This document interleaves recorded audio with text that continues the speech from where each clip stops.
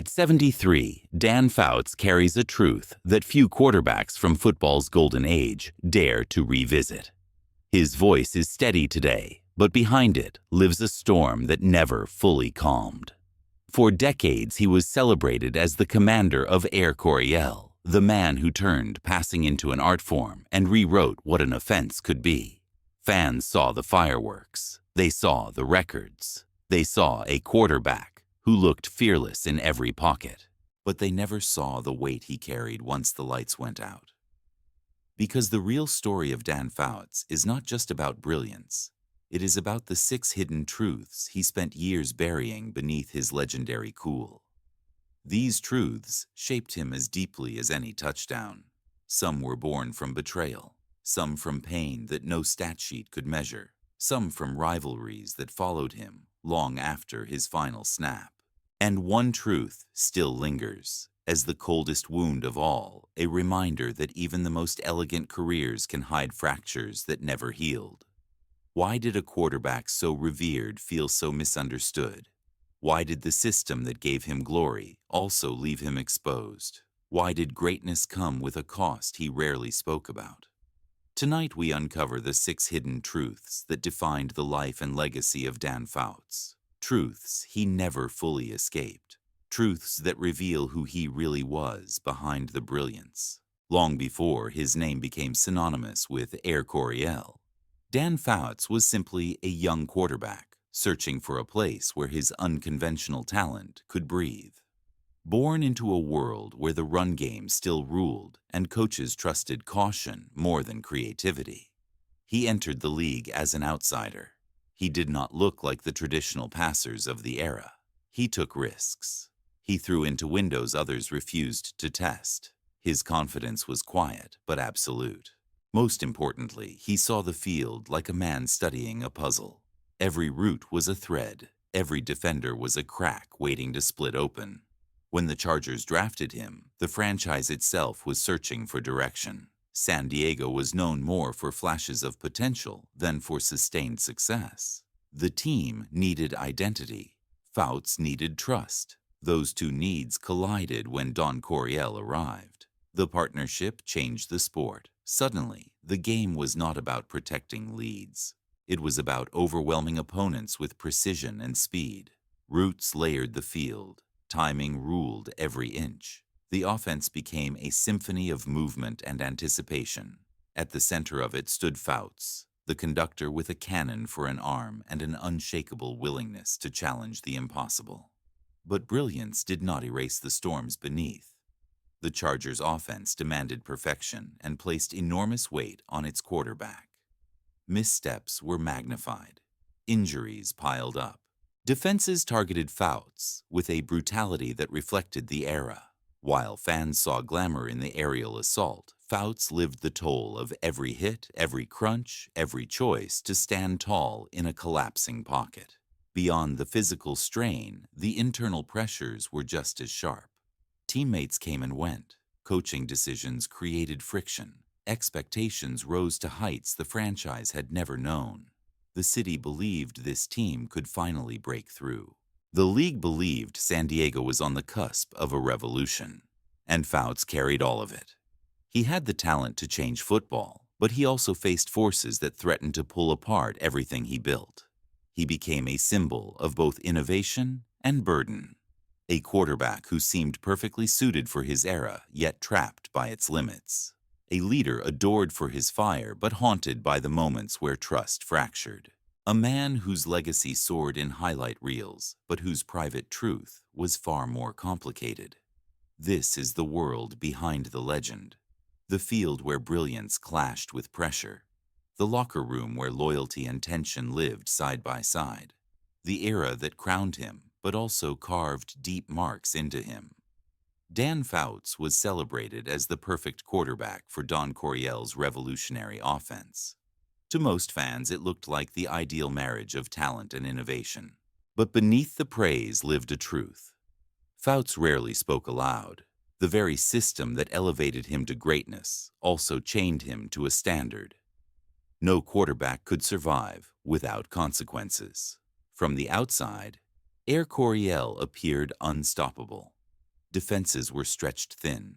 Receivers exploded across the field. Fouts unleashed throws that looked effortless. But inside the huddle, the weight was different. Every drive depended on precision. Every read demanded clarity. The offense required a quarterback who could absorb chaos and return fire with calm. Fouts carried that responsibility, but it came at a cost. No running game to slow down the pressure. No conservative philosophy to protect him from the relentless beating. Every Sunday he stepped into a pocket that thinned faster than anyone admitted. Pressure became a constant companion. Teams prepared for San Diego by hitting Fouts early and often. Defensive coordinators attacked the system at its core. They knew if they could rattle him, everything else cracked. Fouts felt the truth deep in his bones. He was both the engine and the shield. He absorbed hits that would sideline others because the offense demanded it. He kept throwing into tight windows because the design required bravery at every snap. He played through pain because the machine could not function without him. The iconic moments came from brilliance. The forgotten moments came from the toll. He spent nights icing bruises, replaying missed opportunities, asking himself why something so beautiful had to be so punishing. For every touchdown he orchestrated, there was a hit that bent his ribs. For every comeback win, there was a week of recovery he hardly spoke about. The price of innovation was carved into his body. There was also the emotional weight. As Coryell grew in fame, expectations soared. Fans believed the Chargers would rewrite the record books forever. Analysts claimed Fouts was positioned for dynasty-level success, but internally, he knew the truth. The system was fragile. Its brilliance relied on perfect conditions. When receivers were hurt, timing collapsed. When the offensive line struggled, pressure swallowed the playbook. When weather turned ugly, the air attack lost its rhythm. Yet the blame always circled back to the quarterback. Fouts carried that burden with stoic determination. He was proud of the offense and proud of the revolution he helped create. But he also felt the sharp edge of its demands. There were seasons when he wondered how different things might have been with a balanced attack. There were games when he questioned why the responsibility always swung toward him, even as his body wore down. The hidden truth is simple. Coryell made him legendary, but it also left him exposed in ways the public never fully understood. It lifted him higher than any quarterback of his era, but it carved deep marks into him that lasted long after retirement. That duality followed him through his career. Admiration on one side, silent exhaustion on the other. Fouts lived between those extremes, holding both pride and pain in equal measure. It was the first truth. He carried the truth he did not voice while the lights still burned bright. Every great quarterback has a rival, but Dan Fouts faced one who seemed to shadow every milestone of his career. This opponent was not just another name on a schedule. He was the barrier that stood between Fouts and the ultimate validation. He was the reminder that brilliance does not always translate to victory.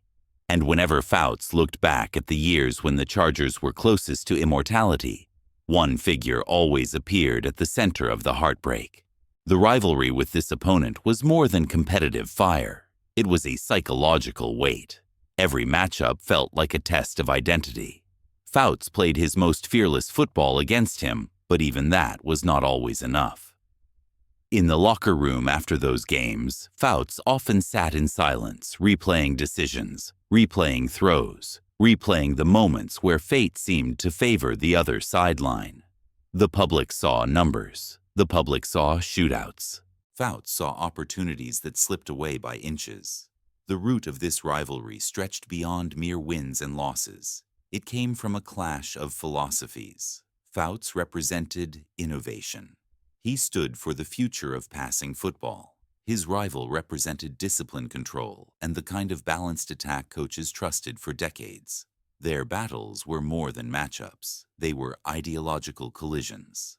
Every time the Chargers met that team, it felt like the sport itself was deciding which direction it wanted to go.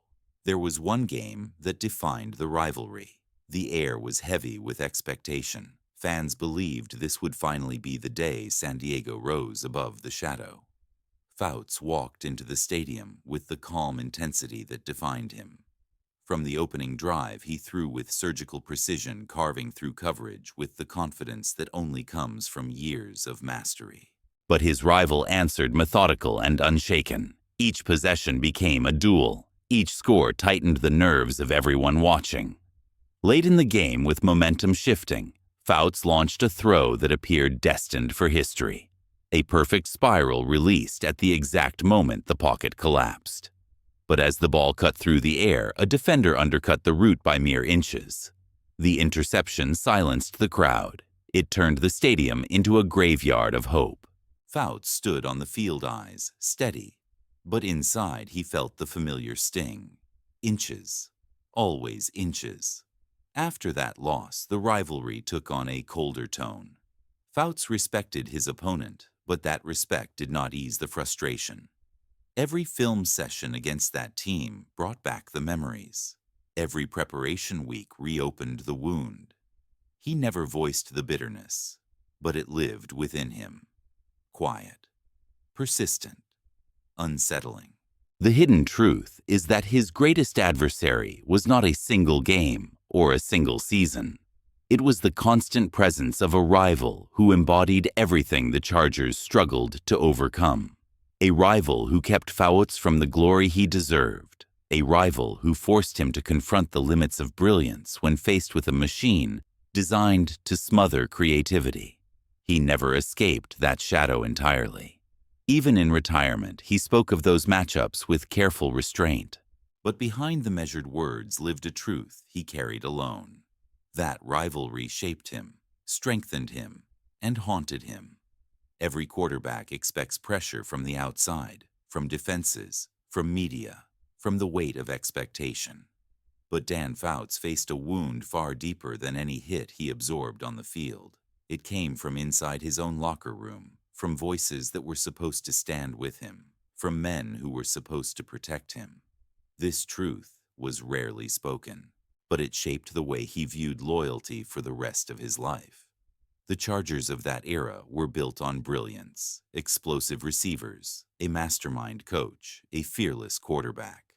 But brilliance does not erase ego, and behind the highlight reels there were fractures. Some teammates resented the attention Fouts received. Some believed the offense revolved too much around him. Others quietly questioned whether the constant passing attack put them in unwinnable positions. Those whispers grew louder in tough stretches. Fouts heard them. Even when the words never reached him directly, he felt the shift in tone. A glance in the meeting room. A comment brushed aside in the locker aisle. Loyalty, once firm, began to thin. The moment that cut deepest came during a crucial late-season stretch. The Chargers were fighting for playoff position. Fouts was playing through pain, already battered from months of pressure. In one grueling matchup, the offensive line struggled to contain the rush. Fouts took hit after hit.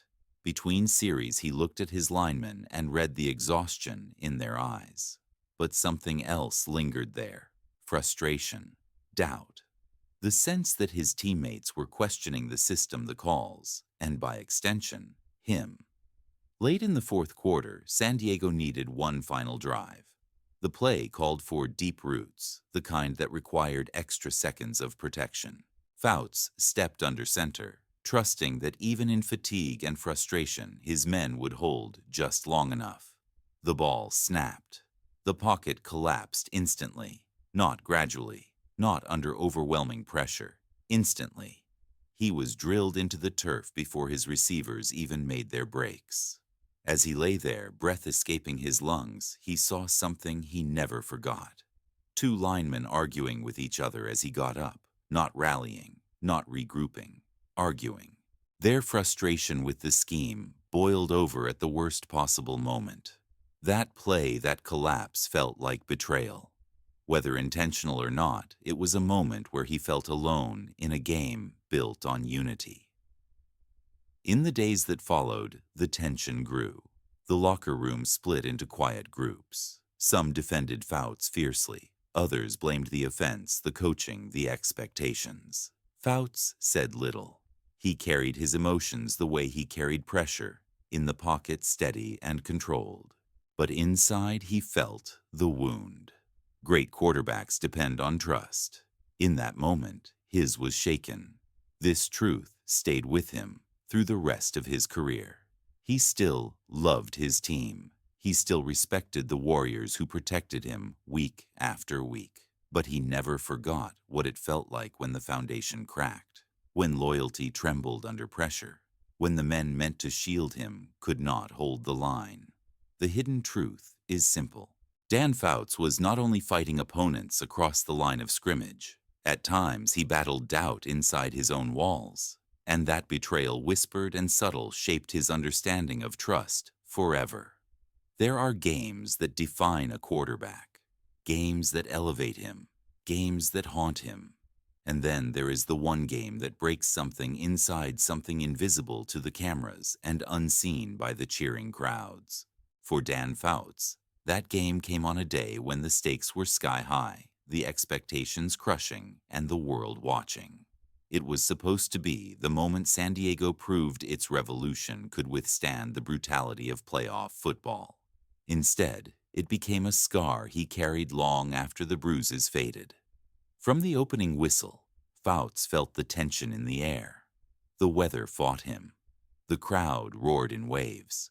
And across the field stood a defense built for cruelty, a unit that specialized in suffocating passing attacks. They did not disguise their intentions. They wanted to break his rhythm, break his confidence, break his body. Every possession felt like climbing a hill that grew steeper with each snap. The hits came early and came often. Blindside shots, helmet to chest, forearm to ribs. Fouts stood tall in every pocket, refusing to abandon the offense that carried the franchise this far. But each time he rose, he felt the swelling in his throwing hand, the sting in his shoulder, the ache crawling down his spine.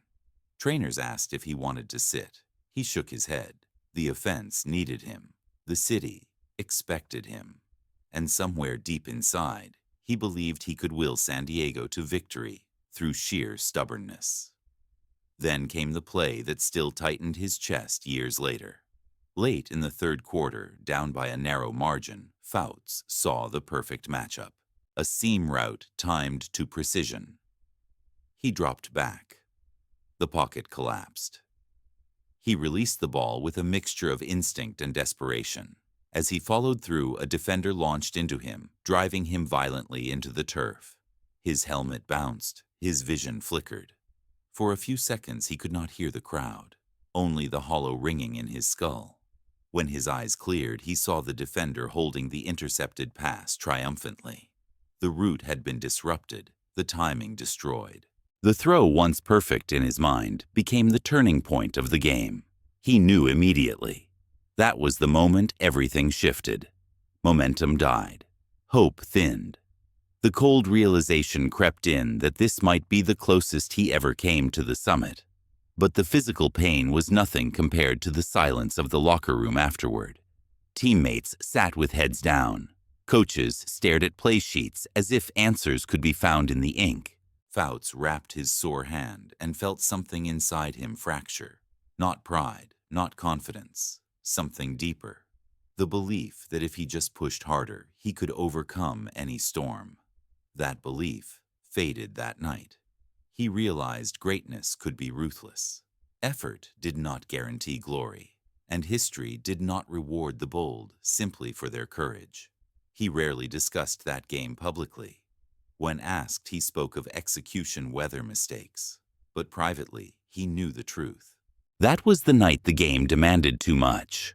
The night he gave everything and discovered it still was not enough.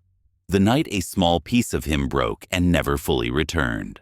Quarterbacks from Dan Fouts' era wore their injuries like invisible medals. They limped into practice, hid swelling beneath tape, and told trainers they were fine even when every muscle screamed otherwise. Pain was expected. Pain was part of the job. But not all injuries are equal. Some fade, some scar, and some burrow so deeply into a player's identity that they outlive the career itself. For Fouts, one injury in particular became the silent companion he never escaped, an injury the public never understood because he never allowed it to define him out loud. But inside, it shaped the final chapters of his playing days more than anyone realized. It began with what looked like a routine hit. A defender wrapped him as he released a high-arching throw toward the sideline. The impact drove him backward, twisting his torso at an unnatural angle. Fouts felt something shift, not a crack, not a tear, a shift. A sensation so precise it made him suck in a breath as he got up. He waved off the trainer. He kept playing. That was how quarterbacks survived in the 1970s and early 1980s. You didn't leave the field unless you physically couldn't stand, and Fouts always stood. But over the next few weeks, the pain around his ribs and shoulder deepened. Some mornings he woke up unable to lift his arm without a slow burning ache pulsing across his side. Other days he felt weakness in his grip, subtle but terrifying for a quarterback whose art depended on touch and torque. The Chargers' medical staff treated him, taped him, protected him as best they could. But the offense demanded he keep throwing deep keep, driving passes through tight coverage, keep absorbing the hits that defined the era. Rest was impossible. The machine needed him. And so, he pushed through. There was one moment that sealed the injury's legacy. During a must-win game late in the fourth quarter, Fouts launched a pass he had completed hundreds of times before. But this time, the ball floated, wobbling just enough for the defender to undercut it. The stadium groaned. Fouts stared at his hand, confused. He knew instantly the throw had died because his shoulder had not delivered the power he commanded. He hid the frustration. He blamed timing. He blamed chemistry. But deep down, he knew the truth. Something inside him was no longer the same. The injury became a ghost embedded in every decision. Some days it tightened mid-game. Other days it loosened just enough to give him hope, only to return the next week with sharper edges. He adapted his mechanics, subtly altering his release, shifting his weight. But those changes came with consequences. Footwork became less fluid. Timing had to be recalibrated. And in an offense built entirely around precision, even microscopic changes invited disaster. What made the injury truly devastating was the silence around it. Fouts did not complain. He did not seek sympathy. He did not want his teammates or fans to see vulnerability. His identity was built on strength, on resilience, on standing tall, no matter the cost. So he carried the pain privately, letting the world believe he was the same force he had always been. But years later, long after retirement, he admitted in rare moments of candor that the injury never fully healed. It lingered in his shoulder, in his ribs, in his memory. It reminded him that even the greatest warriors of the passing revolution were still mortal, still breakable, still human beneath the legend. And that was the hidden truth. His body gave everything to the game, and the game kept its share forever. Every quarterback from football's golden age carries one defining question. For some, it is how they won. For others, it is how close they came. For Dan Fouts, the question was colder. It whispered to him long after the stadiums emptied. It followed him through interviews, through broadcasting booths, through quiet moments when the past felt sharper than the present. It was the truth he never escaped. The truth that stung more than any hit or interception. The truth that shaped his legacy as much as his brilliance ever did. Why didn't the Chargers ever win the big one? For years, San Diego fielded one of the most electrifying offenses the league had ever seen. Fans believed the team was destined for greatness. Analysts predicted that Coryell was about to seize its crown and force football into a new era. And through all of it, Fouts stood at the center, the architect of a revolution, the quarterback, whose arm could slice through defenses like a blade through wind. The world waited for the moment he would hoist the Lombardi trophy. But that moment never came. and the reasons burrowed into him deeper than he ever let on. There were seasons when the Chargers looked unstoppable, weeks when the offense seemed to exist on a higher plane. But every time the postseason arrived, something cracked. Sometimes it was weather, sometimes it was injuries, sometimes it was a defense that could not bend without breaking, and sometimes, as much as Fouts hated to admit it, it was him, not from lack of courage, never from lack of preparation, but from the weight of expectation pressing against an offense that demanded perfection under impossible conditions. There was one playoff run that still haunted him the most, not the famously brutal Freezer Bowl, although that game carved its own scar. This was a different moment, a different wound, a season when everything seemed aligned, the offense humming, the chemistry electric, the belief unshakable. Fouts walked into the postseason that year feeling like the game finally owed him something. But football does not owe. Football takes. In that pivotal game, the Chargers fell behind early. The defense struggled to contain a disciplined opponent. Fouts responded the only way he knew how. He threw. He kept throwing. He clawed the team back from the brink with precision and defiance. But as the pressure rose and the clock thinned, a single mistake shifted the ground beneath him. A forced throw, a route miscommunication, a defender waiting exactly where he should not have been. The interception felt like a punch to the chest. The stadium fell silent. In that moment, he felt not just the weight of the turnover, but the crushing truth that destiny does not bend to brilliance. After the season ended, reporters asked him what went wrong. He gave measured answers. He spoke of execution, discipline, missed opportunities. But inside, he carried the heavier truth, that the championship he chased for more than a decade was gone, that the window had begun to close, that some journeys do not grant the reward they promise. Years later, long into retirement, fans still approached him with nostalgic awe. They spoke of the greatest offense they ever witnessed, the deep crosses, the timing routes, the masterpiece that was Coryell.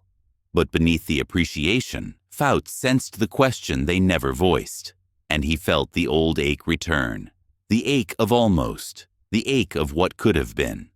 That was the final hidden truth. He knew the game changed because of him, but he also knew history would forever note the missing ring. And that reality, as quiet as it was devastating, followed him to his final days on the field and beyond. There was one truth Dan Fouts kept closer than all the others. It was not born from conflict, but from the slow erosion of a bond he once believed unbreakable. It involved a teammate who had stood by him through the early years, who shared the grind of losing seasons and the pride of becoming contenders, who celebrated the rise of Coryell at his side. Their connection was built on trust, mutual respect, and the shared burden of carrying a franchise that had lived too long in the shadows. But as the Chargers soared higher, something subtle began to shift. Success brings pressure. Pressure brings cracks. And in those cracks, the friendship that once steadied Fouts began to strain. It started with small disagreements over play calls. Then came frustrations over targets touches and media attention. What once felt like brotherhood slowly turned into guarded conversations and lingering tension that neither man addressed openly. The moment that sealed the fracture happened late in a season when the offense sputtered. After a tough loss, emotions boiled. In the quiet of the locker room, his friend confronted him with a bluntness that cut deeper than any defensive hit. He accused Fouts of changing, of letting fame alter the way he led, of trusting the system more than the men around him. Fouts stood stunned. Those words hung in the air like ash. They still played side by side. They still respected each other. But the warmth was gone. And long after they both retired, Fouts admitted privately that losing that friendship hurt more than losing to any rival.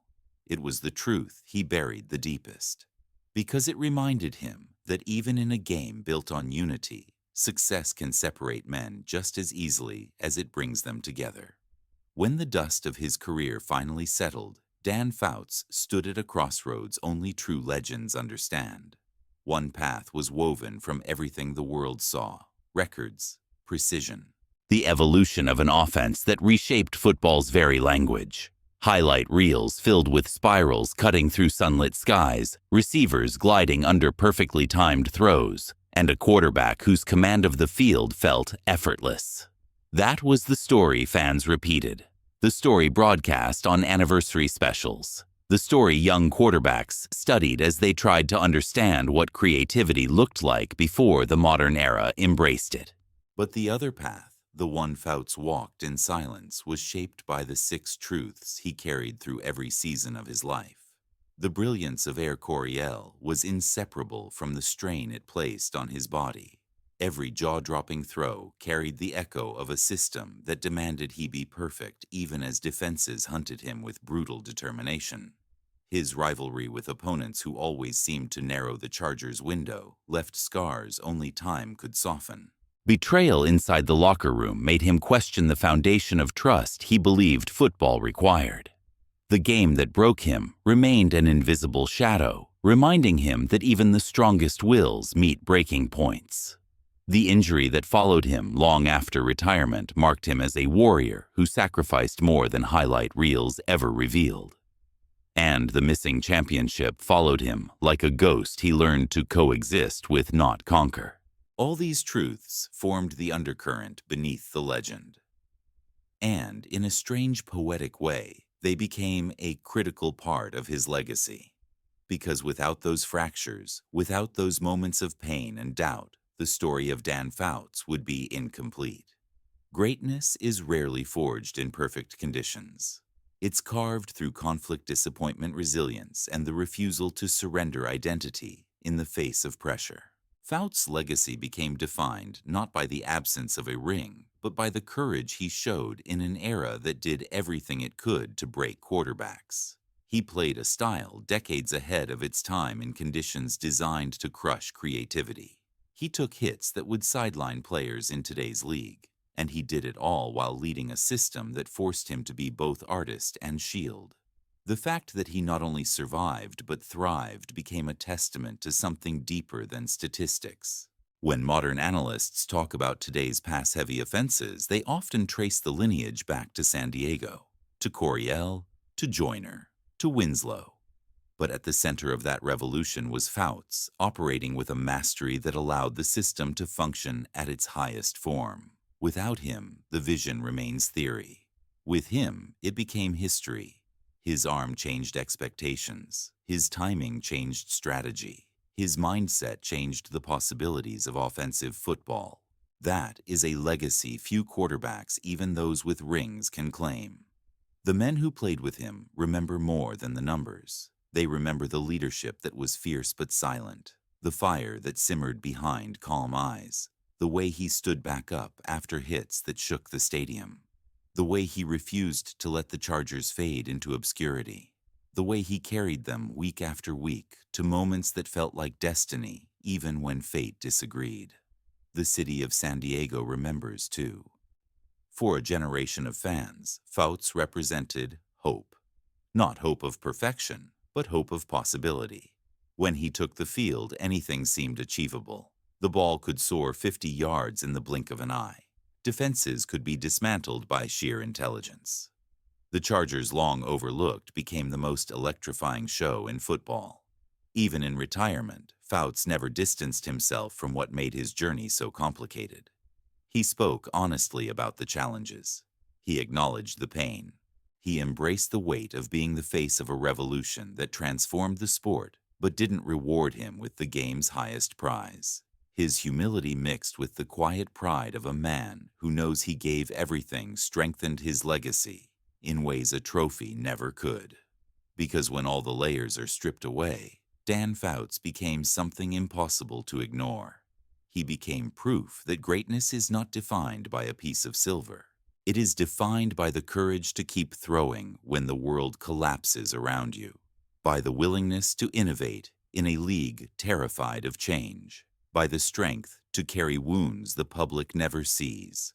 That is the legacy he left behind, a legacy written in brilliance and burden, A legacy carried through both triumph and truth. A legacy built by a quarterback who stood tall through every storm and changed the game forever. The 6 hidden truths behind Dan Fouts' story reveal a career far deeper than statistics or highlight reels could ever capture. They expose the weight he carried, the hits he absorbed, the fractures that shaped his resilience, and the legacy he built through both brilliance and heartbreak. Understanding these truths forces us to look beyond the surface of football's golden age and recognize the unseen battles that defined its greatest warriors. Now the question turns to you. Which of these hidden truths struck you the hardest? Was it the system that both elevated and punished him? The rival who shadowed every breakthrough? The game that bent him at his core? The injury that never let go? The fractures in loyalty? Or the championship that slipped away and never stopped following him? Every fan sees a different side of his journey, and every perspective adds to the larger story of what it truly meant to be Dan Fouts. If exploring these untold chapters gave you a new understanding of the quarterback who changed the passing revolution forever, make sure you don't miss the next deep look into football's forgotten legends. This channel exists to uncover the truths. The league buried, the stories left in the shadows, and the moments that shaped the icons of the 1960s through the 1990s. So if you want more untold stories from football's golden age, hit subscribe. Join the community that values history, truth, and the complex humanity behind every helmet. And let us know in the comments which rivalry, which moment, or which hidden truth you believe defined Dan Fouts the most.